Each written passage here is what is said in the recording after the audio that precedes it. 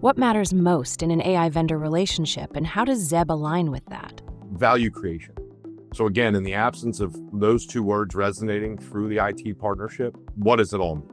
Right? So how do we create value? How are their key learnings, right? From Mode being a 3PL, right? With, again, 4PL and tech-enabled capabilities, to what is the Zeb team learning from the transportation market, and how does that translate to other growth verticals for Zeb?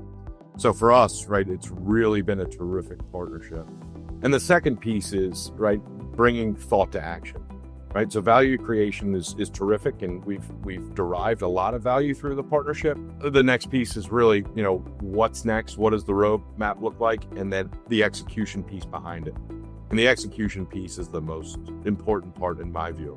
There are a lot of firms out there where there's a lot of wonderful talk, but deliver or results to action, again, in certain instances, don't fall as expected.